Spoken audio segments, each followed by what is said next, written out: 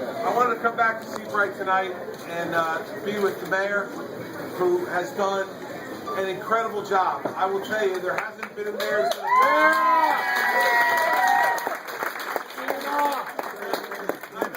there has not been a mayor in the state who has done a better job advocating for her citizens than Mayor Long has done advocating for the citizens of Seabright.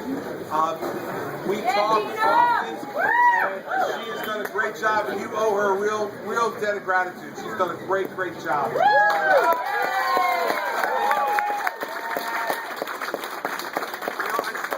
started my day this morning at 6:30 in Seaside Park. And I was getting dressed this morning at Island Beach State Park, and I had to figure out what to wear. You look good. And there was only one choice for me. I've got my Seabright Rising cufflinks on. Now tonight I've got a Seabright tie, so I'm all set. Listen, I know how challenging and difficult the last year has been. And especially for a town like yours, small town with a big heart, everybody, from the minute I arrived here a couple of days after the storm, you have all been here in this building, or around this building, helping each other, feeding the hungry, keeping people warm, doing the things that you needed to do to help your neighbors and the business folks here get back in business and get back up and running. Now, we should celebrate that today with each other. We should celebrate what we've done. But at the same time, today's not a celebratory day, it's a day to commemorate. Commemorate what happened to us a year ago today. And while we celebrate the successes we've had, and if you walk down this street, you can't avoid being struck by the successes that have been had. From when I came here on November 1st to where we are today is extraordinary. But we can't let an hour go by where we don't think about the people who are still not back in their homes, still don't have a place to call home at night to bring their family to a place that they consider their own, and safe, and secure, and warm, and happy. So you need to know, I know the mayor feels this way, because she has said it to me, that she's not going to rest until everybody's back at home at Seabright. And I can tell you that for all the thousands of people who are still waiting, I share their hurt and their frustration. And, you know, it's interesting. There's lots of different kind of governors around the country, right? I know there are better looking governors than me around the country.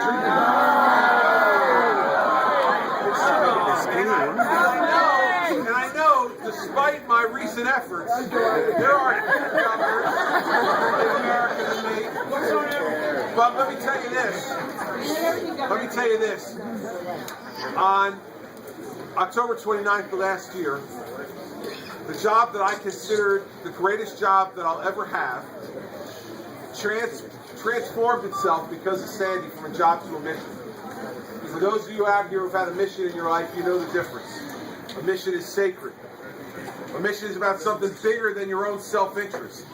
A mission is about something that makes the place you live better.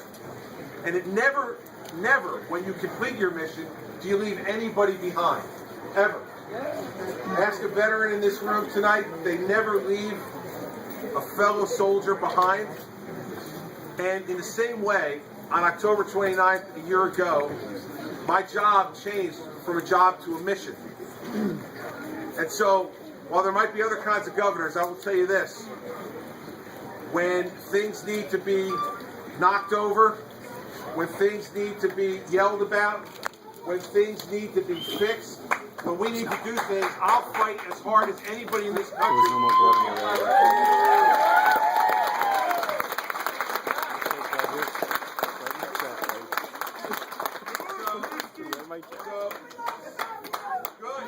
Sign here, I can't change, so I'm glad you like it. So now, listen. Today is a special and emotional day for a lot of people. And I want everybody to use the day today, this beautiful day that we have, as a gift. As a gift to take a moment to take a deep breath and count our blessings, because there are many. Because people from all over America, you had them here, people from all over America came to New Jersey for the last year to help us get better. That's what Americans do for other Americans.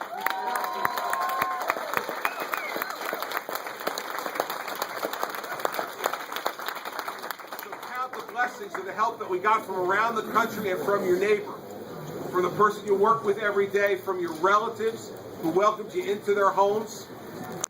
They want you out now, I can guarantee you. They want you out.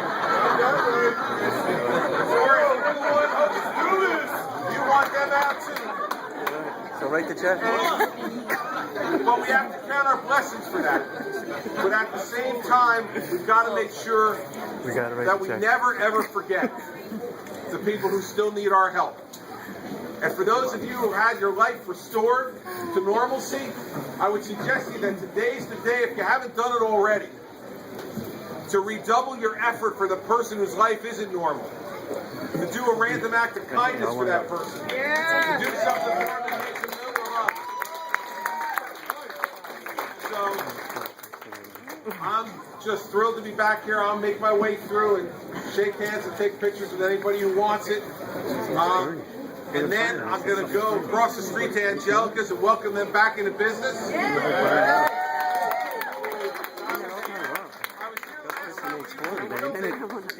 And he said to me, you got to come by and see it. It's going to be done soon. And damn if he didn't email me when it was done. And so I'm going to go over there and congratulate him for being back open and having one of the great restaurants in the Jersey Shore back.